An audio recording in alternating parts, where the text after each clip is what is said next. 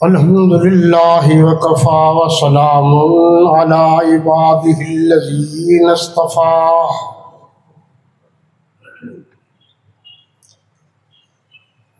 اما بعد فاعوذ باللہ من الشیطان الرجیم. بسم اللہ الرحمن الرحیم.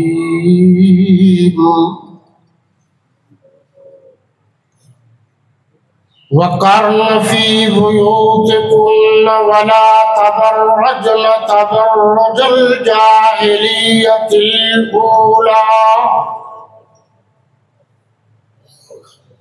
وَأَقِمْنَ الصَّلَاةَ وَآتِينَ الزَّكَاةَ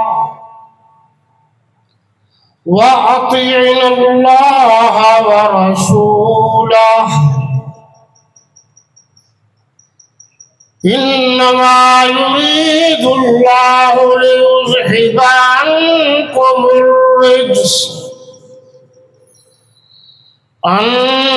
الرجس اهل البيت ويطهركم تطهيرا.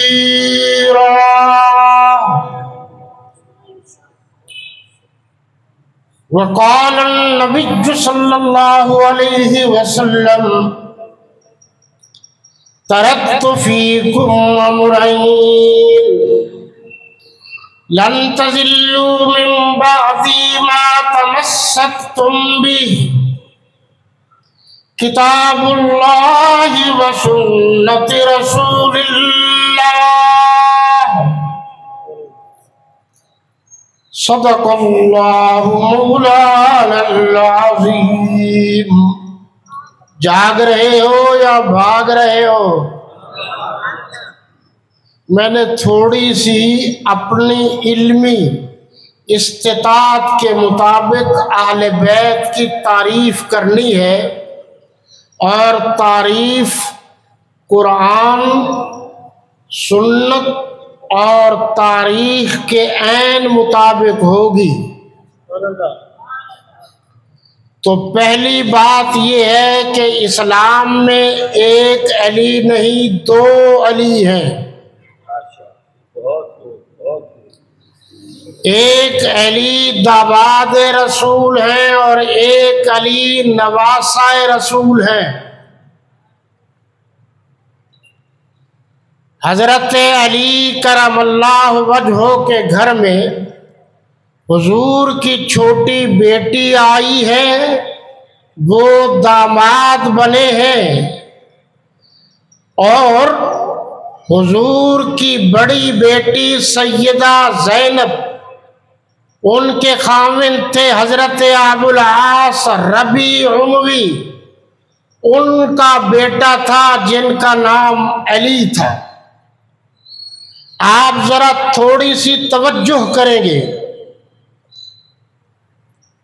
کہ جب حضرت علی رضی اللہ عنہ ایمان لائے، ان کی عمر مبارک 10 سال تھی، بچے تھے. باقی آپ نے سنا، لیکن یہ نہیں کسی نے بتایا کہ جو چھوٹی بچیاں ایمان لائی تھیں وہ حضور کی بیٹیاں سیدہ زینب اور سیدہ رقیہ تھی. یہ حضرت علی کرم اللہ وجہ ایمان لائے. رسالت پناہ، میری طرف توجہ کیجیے، انشاءاللہ علمی فائدہ ہوگا. کہ حضور صلی اللہ علیہ وسلم کی جو نبوت ہے، جب آپ کے سر پر نبوت کا، امامت کا، معصومیت کا، ختم نبوت کا تاج سجایا گیا، اس کے بعد آپ مکہ میں کتنے سال رہے؟ 13 سال. مدنی زندگی 10 سال. توجہ، 10 رمضان المبارک 8 ہجری کو فتح مکہ ہوا. کہا جاتا ہے کہ حضرت علی المرتضیٰ کندھوں پر سوار تھے، ان کے ہاتھ میں سٹک تھی، لکڑی تھی، جس سے وہ یوں گراتے جاتے تھے، وہ بت گرتے جاتے تھے۔ آپ نے غور کیا، 10 سال حضرت علی کی عمر، 13 سال مکی، یہ 23 برس ہو گئے، آگے 10 سال تو 33، 2 نکال دیجئے تو 31 سال حضرت علی کی عمر تھی، اور میرے آقا کی، میرے مولا کی، میرے مرشد کی، جمیل الشیم، شفیع الامم، صاحب التاج والمعراج والبراق والعلم، صاحب الجود والکرم کی عمر مبارک 61 برس تھی، کیونکہ 63 برس میں آپ ہمیشہ کے لیے یہ دنیا چھوڑ کر اللہ کے پاس چلے گئے۔ میرا سوال یہ ہے کہ 61 سال کے بوڑھے پر 31 سال کا نوجوان سوار ہو کر مکہ میں جو بت رکھے ہوئے تھے بیت اللہ میں، وہ توڑنے والے، ایسا ہو سکتا ہے؟ مجھے کوئی بتائے کہ آپ کی عمر 31 سال، حضرت علی کرم اللہ وجہہ کی اور حضور صلی اللہ علیہ وسلم کی عمر مبارک 61 سال، تو وہ جوان میرے بوڑھے نبی کے کندھوں پر جو سوار ہوا، بات اس طرح نہیں، جو کندھوں پر سوار ہوا وہ میرے نبی کا نواسا علی تھا، حضرت سیدہ زینب کا بیٹا تھا، حضرت ابو العاص کا بیٹا تھا، وہ چھوٹا تھا، عمر 8 سال تھی، اس کے ہاتھ میں لکڑی تھی، وہ میرے نبی کے کندھوں پر سوار ہوئے، انہوں نے بت توڑے، لیکن تمہیں کون بتائے کہ یار لوگوں نے اس علی کے نام کو ہٹا کر اپنی مرضی سے حضرت علی کے کندھوں کو، حضور کے کندھوں پر حضرت علی کو سوار کر دیا۔ تاریخی اعتبار سے، اخلاقی اعتبار سے یہ بات غلط ہے۔ کسی میں جرت ہے، دلیری ہے، علم ہے، تو ہماری بات کو چیلنج کرے۔ اگلی بات بھی تھوڑی سی سنا دیتا ہوں، یہ میں لے آیا ہوں، قاری صاحب کے ہاتھ میں مشکات شریف ہے، جو گڑبڑیشن ہوئی، جو حدیثوں کے آخری لفظ میں گڑبڑ کی گئی، اس کے لیے آپ حدیث الثقلین مولانا محمد نافع اور علامہ خالد محمود PhD کی کتاب پڑھیے۔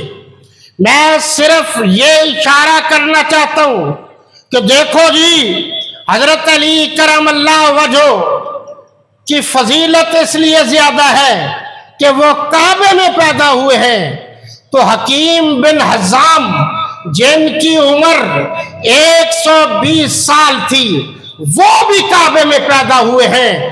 حضرت علی کا مقام کعبے میں پیدا ہونے کی وجہ سے نہیں ہے، حضرت علی کا مقام صحابی رسول ہونے کی وجہ سے ہے۔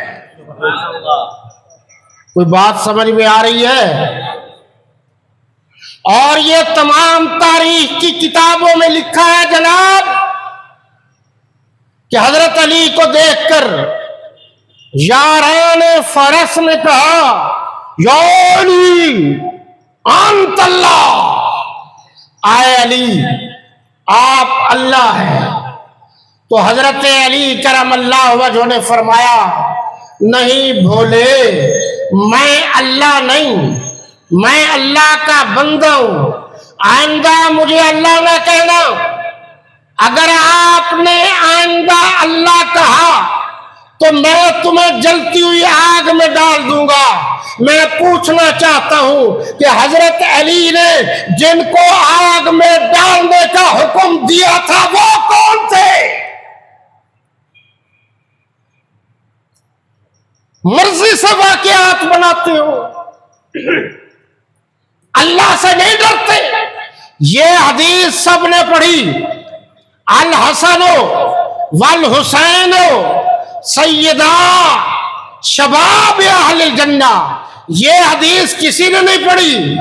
ابو بکر والعمر سیدا کہول اہل الجنہ، یہ بھی ترمذی شریف میں ہے کہ فرمایا حضرت حسن و حسین جنت کے نوجوانوں کے سردار ہیں، اور حضرت ابو بکر اور حضرت عمر رضی اللہ عنہما جنت میں بڑی عمر کے لوگوں کے سردار ہیں۔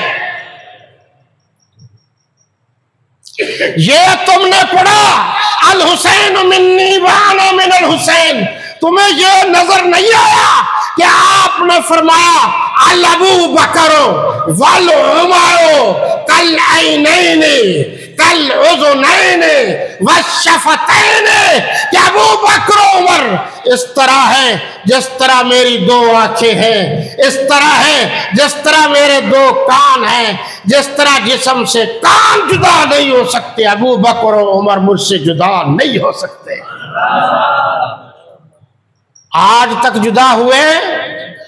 ذرا ہاتھ کھڑا کیجئے، مجھے محسوس ہو کہ آپ جاگ رہے ہیں، پھر اگلی بات بھی کرتے ہیں۔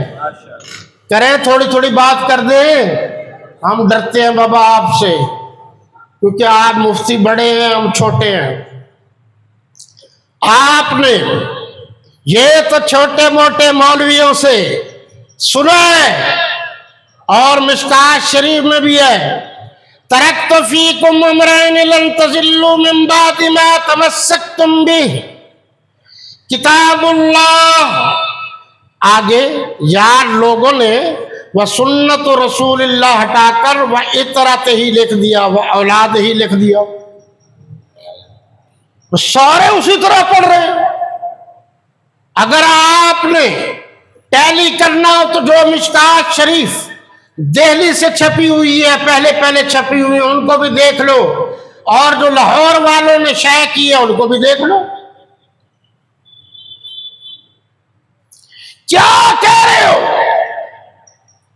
کیا آپ کا ذہن مانتا ہے جس کو میرے نبی نے چھوٹی بیٹی دی جو داماد بنے وہ اہل بیت ہیں، جس کو میرے نبی نے 2 بیٹیاں دی وہ اہل بیت میں شامل نہیں ہیں؟ مجھے سمجھاؤ، مجھے سمجھ نہیں آئی یہ بات کہ جو نبی کی بیٹی لے وہ اہل بیت میں شامل ہے، جو نبی کو بیٹی دے وہ اہل بیت میں شامل نہیں ہے۔ کچھ در والے کچھ گھر والے، بھولے بادشاہوں، در والے ہی تو گھر والے بنے ہیں۔ ہمارے مولویوں کو پتہ نہیں ہے، صرف انہوں نے کتابیں پڑھی، مناظرہ صاحبان علم کے ساتھ بیٹھ کر کوئی جستجو نہیں کی۔ میں آپ سے پوچھنا چاہتا ہوں کہ آپ مجھے انصاف سے بتائیے کہ میرے نبی کی بڑی بیٹی جن کی وفات 8 ہجری میں ہوئی، سیدہ رقیہ جو حضور کی بیٹی ہیں، ان کی وفات 2 ہجری میں ہوئی، سیدہ ام کلثوم جو حضور کی بیٹی ہیں ان کی وفات 9 ہجری میں ہوئی، اور سیدہ فاطمہ جو حضور کی بیٹی ہیں ان کی وفات 11 ہجری میں ہوئی۔ آپ مجھے بتائیں کہ راز و نیاز کی باتیں سیدہ فاطمہ کس عورت سے کرتی تھی؟ اس عورت کا نام بتاؤ۔ سیدہ فاطمہ کے علاوہ جس کی گود میں حضرت حسن و حسین کھیلتے تھے وہ حضرت صدیق اکبر کی بیٹی ہے۔ اب آئیے، تھوڑا سا وقت ہے، ادھر آئیے کربلا کی طرف۔ لوگوں نے قصے بنائے، کہانیاں بنائیں، ان پڑھ، جاہل، اجٹ، لا علم نعت خانوں اور مولویوں نے پیسے بٹورنے کے لیے کربلا کے واقعے کو اپنے پیٹ بھرنے کا ذریعہ بنایا، سچ کو سچ نہیں بتایا۔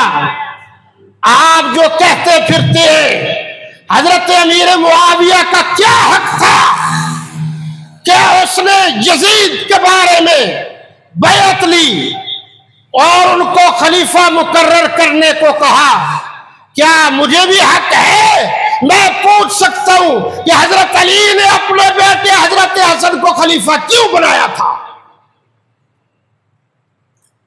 یہاں باپ بیٹے کو بنائے کوئی حرج نہیں، اور انہوں نے تو باضابطہ بنایا، اس میں حرج ہو گئی۔ اگر کوئی ناراضگی کا پہلو ہے تو ہو، مگر حضرت امیر معاویہ کا اس میں کیا قصور ہے؟ اور اگلی بات کرنے لگا ہوں، وقت گزرا، منا لو عیدیں جتنی چاہو، عید غدیر بھی بناتے ہیں اور کنڈے بھی بناتے ہیں، اور تمہارے ٹرڈے، جاہل، اجٹ، ان پڑھ مولوی جواد نقوی سمیت اور شہنشاہ نقوی سمیت میں چیلنج کر رہا ہوں کہ تم لوگوں کو بے وقوف بنا سکتے ہو، جرأت ہے تو اس کے سامنے آؤ، ہم تم پر یہ ثابت کریں گے کہ علی جو اماموں کا امام ہے، ان کا امام حضرت علی کا امام حضرت ابو بکر ہے، حضرت علی کا امام حضرت عمر ہے، حضرت علی کا امام حضرت عثمان ہے۔ ان کو امام مانتے ہو، حضرت علی نے جن کو امام مانا ہے ان کو امام نہیں مانتے۔ کہتے پھرتے ہیں کہ جی ہمارے اماموں کا رتبہ نبیوں سے زیادہ ہے۔ میری طرف توجہ کیجئے، نبیوں سے زیادہ رتبہ کس کا ہوتا ہے؟ یا اللہ کا ہوتا ہے یا میرے نبی کا ہے؟ نبیوں سے زیادہ، وہ بھی نبی ہے۔ اور کہتے پھرتے ہیں ہمارے اماموں کا رتبہ نبیوں سے زیادہ ہے، اور ہم یہ بات اس کے بقول کہہ رہا ہوں، ڈنکے کی چوٹ کہتے ہیں تو میں بھی ڈنکے کی چوٹ پر کہتا ہوں، جب تک میری زندگی ہے میں اس بات پر قائم ہوں، اور شہنشاہ نقوی اور نقوی تیری نسل کو بھی چیلنج کرتا ہوں کہ جو شخص یہ عقیدہ رکھتا ہے، جو شخص یہ نظریہ رکھتا ہے کہ ہمارے اماموں کا رتبہ نبیوں سے زیادہ ہے، کائنات میں اس سے بڑا کافر اور کوئی نہیں ہے۔ تم جلاء العیون اور باقی کتابوں میں صحابہ کرام پر لعنت بھیجو تو کوئی فرق نہیں، نعوذ باللہ، اور ہم تم پر لعنت بھیجے تو فرق پڑتا ہے۔ یہ لعنتے وانتے بھیجنے والا کام مسلمانوں کا نہیں ہے، یہ حرامیوں کا ہے، حلالی یہ کام نہیں کرتے۔ عرض کر رہا تھا حضرت امیر معاویہ رضی اللہ عنہ کہتے جناب حضرت امیر معاویہ نے یہ کیا وہ کیا، اور سنو، کان کی کھڑکیاں کھول کر سنو کہ اگر اختلاف حضرت امیر معاویہ کا حضرت علی سے تھا تو سلو بھی تو حضرت علی کے بیٹوں نے کی ہے۔ اس وقت قاری صاحب یا میں تو نہیں تھے، تو کیا پھر حضرت حسن کی بات نہ مانے، حضرت حسین کی بات نہ مانے؟ اور ابھی میں نے کہا کہ تمہارے نزدیک تو اماموں کا رتبہ نبیوں سے زیادہ ہے۔ اس سے پہلے وہ امیر شام تھے، جب بیعت ہو گئی پھر وہ امیر المومنین بنے ہیں۔ آ گیا وقت قریب، حضرت حسین، حضرت عبد الرحمن، حضرت عبداللہ بن زبیر، حضرت عبداللہ بن عباس اور حضرت عبداللہ بن عمر، ان کے علاوہ سب نے بیعت کی۔ واقعہ ہرا جو مشہور کر رکھا ہے، آپ تحقیق کیجئے، یہ جھوٹ پر مبنی ہے۔ میں چیلنج کرتا ہوں، یہ بدبختوں کا پورا مذہب جھوٹ پر مبنی ہے۔ آپ تحقیق کرو تو آپ اس نتیجے پر پہنچو گے کہ یہ جھوٹ ہے۔ حضرت حسین رضی اللہ تعالیٰ عنہ، جاگ رہے ہو بھائی؟ میرا تو قصور نہیں ہے، انہوں نے تھکایا ہے آپ کو، میرا تو وقت پہلے کا تھا۔ لیکن گھر دا پیر تے چل دا وٹا، سمجھ آتی ہے نا آپ کو سریکی؟ جناب وہ چلے، میں بحث میں نہیں جانا چاہتا، توجہ کیجئے جو بات میں نے کرنی ہے۔ آپ یوں کر رہے ہیں، کبھی پڑھا بھی ہے؟ کوئی عربی کی 2-4 کتابیں بھی پڑھی ہیں، کوئی فارسی کی، کوئی اردو کی؟ مطالعے کا تو ذوق ہی ختم ہو رہا ہے۔ چل پڑے، روکا گیا، حضرت عبداللہ بن زبیر نے روکا، حضرت عبداللہ بن عمر نے روکا، حضرت عبداللہ بن عباس نے روکا، حضور حضرت صدیق اکبر کے فرزند حضرت عبد الرحمن نے روکا۔ انہوں نے فرمایا کہ میرے پاس خطوط آئے، شاہ عبدالعزیز محدث دہلوی رحمت اللہ تعالی علیہ نے لکھا ہے، ہزاروں کی تعداد میں یہ خطوط بھیجے گئے، ان تک پہنچے، سب نے روکا، نہ جاؤ ہمارے حسین، یہ وہی کوفی ہیں جنہوں نے آپ کے ابو حضرت علی المرتضیٰ کو دھوکہ دیا، یہ وہی کوفی ہیں جنہوں نے آپ کے بڑے بھائی حضرت حسن مجتبی کو دھوکہ دیا، یہ کوفی ہیں، لا یوفی ہیں، یہ جھوٹے ہیں، یہ مکار ہیں، یہ عیار ہیں، یہ فنکار ہیں، یہ گلوکار ہیں، یہ رقص والے لوگ ہیں، یہ ان سے پیدا ہوئے ہیں جن کو متا کے نام سے یاد کیا جاتا ہے۔ نہ جاؤ حسین، لکھا ہوا ہے،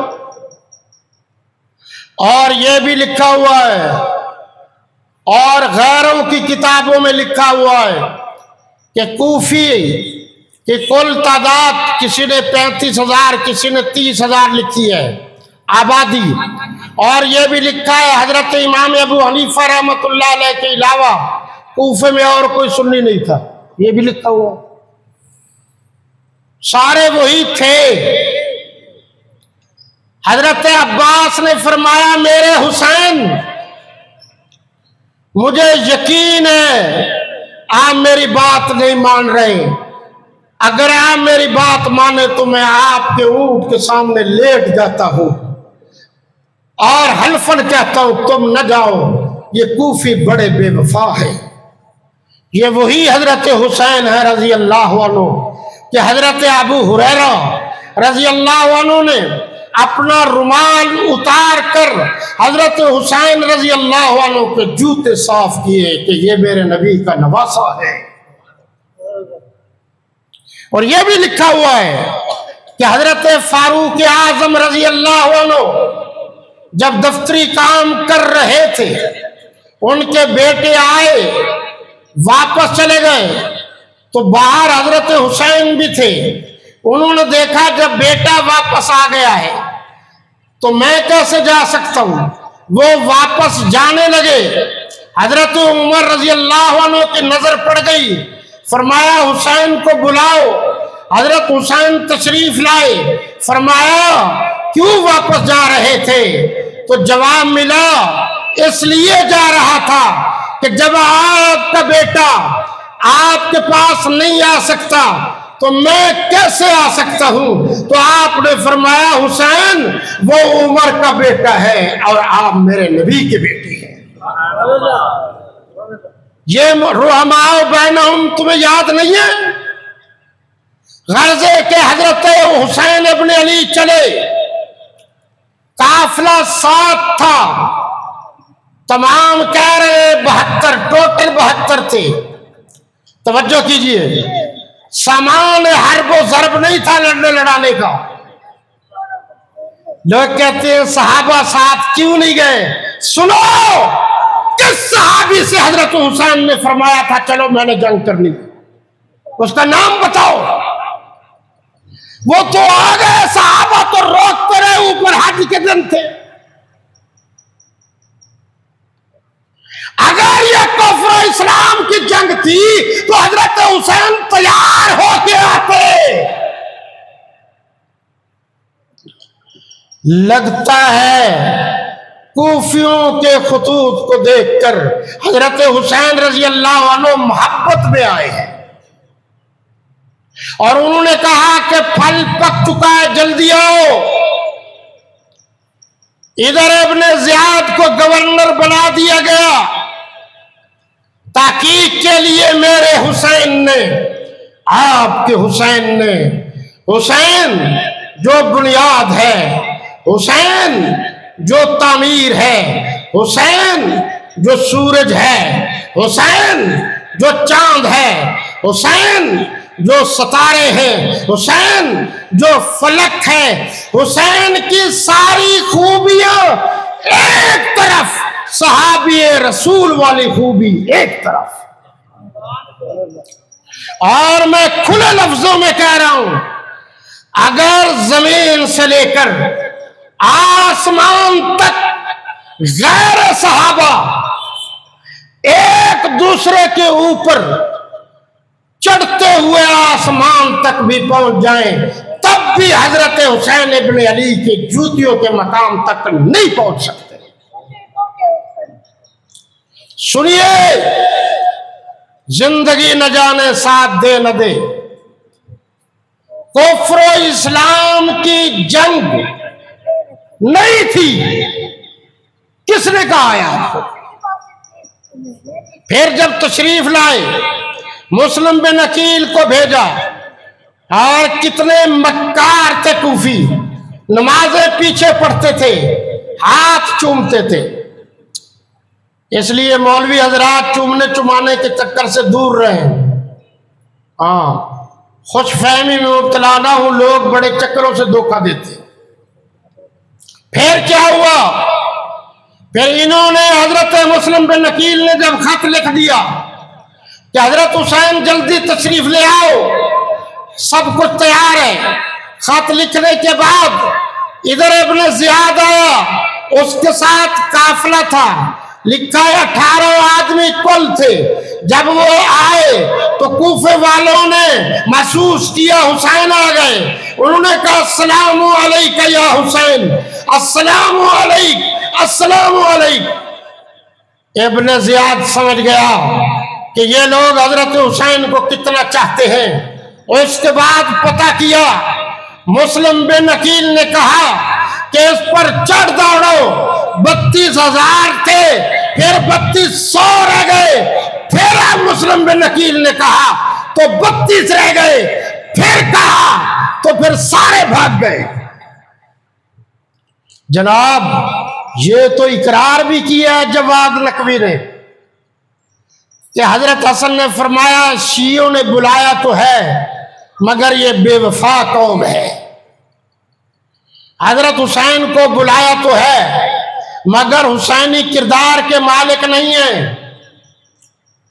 حضرت حسین نے والد کی شہادت پر ماتم نہیں کیا، گریہ و زاری نہیں کی، بال نہیں کھولے، گریبان چاک نہیں کیا، سر میں مٹی نہیں ڈالی، گھوڑے ووڑے نہیں نکالے، پانی گھوڑوں کے ساتھ مل کر نہیں پیا، اور پھر آپ جاگ رہے ہیں بھائی، جاگ رہے ہیں نا؟ میری باتوں کو پلے باندھیے، پوچھئے، تحقیق کیجئے کہ بات صحیح ہے یا غلط ہے، کچھ حوالہ جات میں دے بھی جاؤں گا۔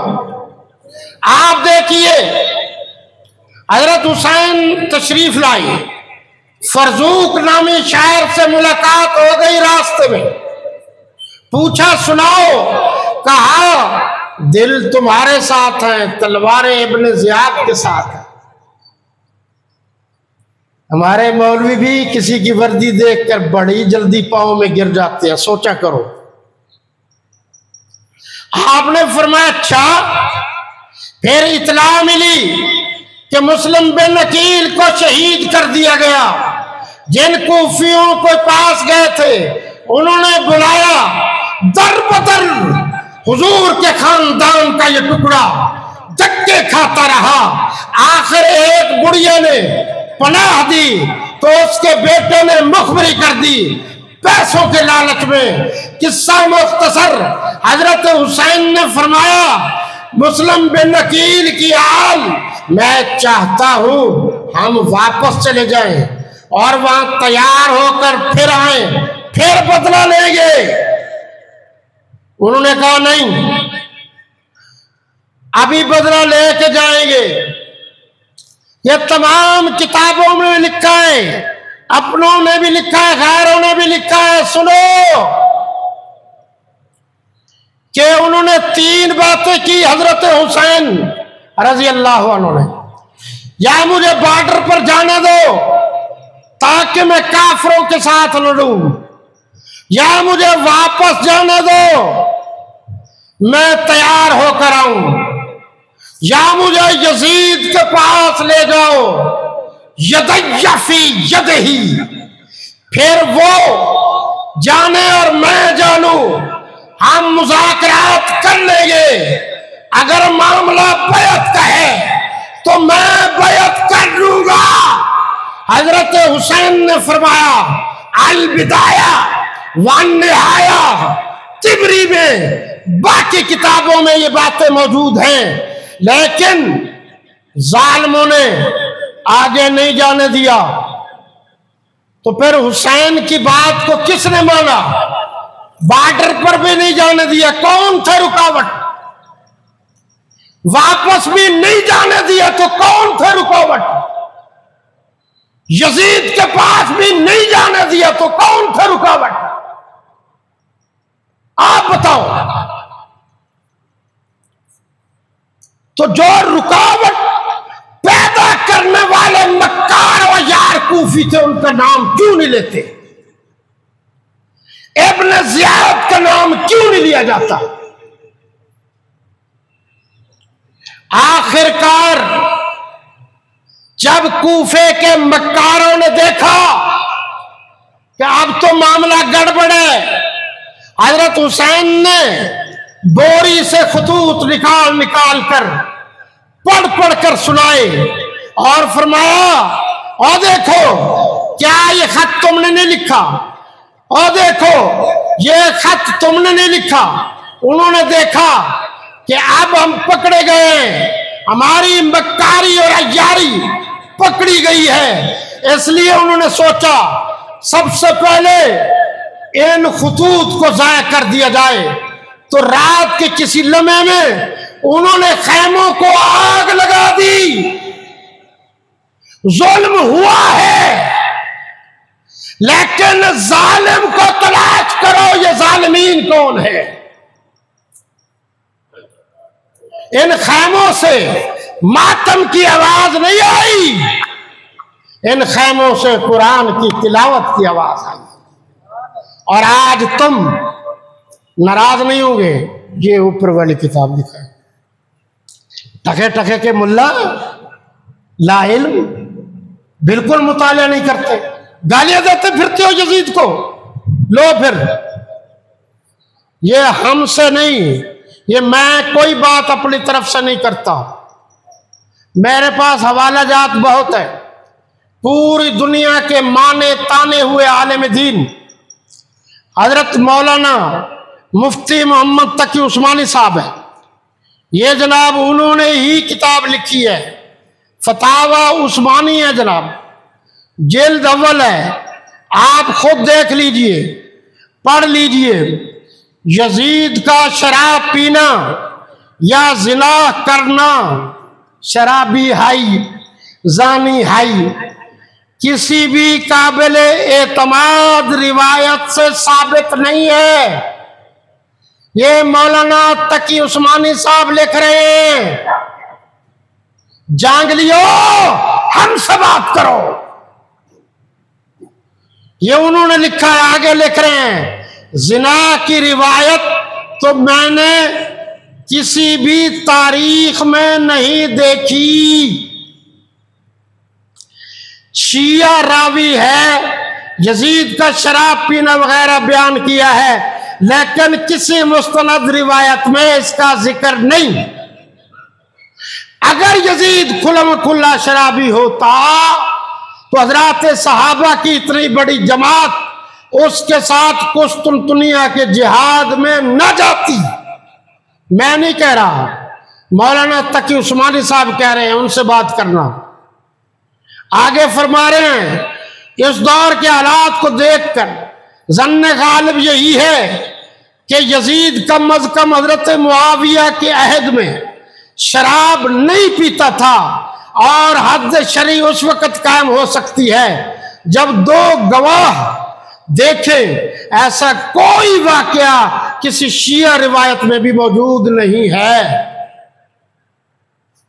اب سوچتے رہو، اور ایک دو حوالے اور بھی دیکھ لیجئے۔ آپ تو کہتے ہیں کافر ہے، میں نہیں کہہ رہا، یہ کوئی بھی نماز کے بعد بھی مجھ سے حوالہ چیک کر سکتا ہے۔ یہاں لکھا ہے جی صفحہ نمبر 307 میں، شیخ الاسلام حضرت مولانا مفتی محمد تقی عثمانی، غور سے سنو، کہ یزید کو کافر کہنا درست نہیں ہے۔ آگے کہتے ہیں ان کو صلی اللہ علیہ وسلم یا رضی اللہ کہنا بھی درست نہیں ہے۔ آگے فرما رہے ہیں یہ امت مسلمہ کا متفقہ عقیدہ ہے، اس پر عمل کرنا چاہیے۔ کون سا عقیدہ؟ کہ یزید کو کافر نہیں کہنا چاہیے۔ آگے بھی تھوڑا سا سن لو جی، یزید کے بارے میں یہ عقیدہ کافی ہے کہ اس نے حضرت حسین کے ساتھ جو سلوک کیا وہ غلط تھا، لیکن اس پر لعنت بھیجنا اہل سنت کا عقیدہ نہیں ہے۔ چلو آج اتنا ہی کافی ہے۔ تو یہ میری بات نہیں ہے، یہ مولانا تقی عثمانی صاحب نے لکھا ہے۔ 3 باتیں ہو گئیں، یزید شرابی نہیں تھا، یزید زانی نہیں تھا، یزید کافر نہیں تھا، اس کو کافر کہنے کی اجازت نہیں ہے۔ اور اگلی بات کہ یزید پر اہل سنت کو لعنت بھیجنے کی بھی اجازت نہیں ہے۔ یہ جو لوگ کہتے ہیں کہ تم کیسی بات کر رہے ہو، تو سنو، یزید کا نام لے کر لوگ اندر گھستے ہیں۔ سب سے پہلے یزید کے ابو حضرت امیر معاویہ پر لعن و طعن کرتے ہیں، پھر ان کے ابو حضرت ابو سفیان پر لعن و طعن کرتے ہیں، پھر حضرت امیر معاویہ کی والدہ حضرت ہندہ پر لعن و طعن کرتے ہیں۔ ہم یزید کو دفاع نہیں کرتے، ہم یزید کا اس لیے بات کرتے ہیں کہ جو یزید کے نام سے صحابہ پر سب و ستم کیا جاتا ہے، اس دروازے کو ہمیشہ ہمیشہ کے لیے بند کیا جائے۔ وما علینا الا البلاغ۔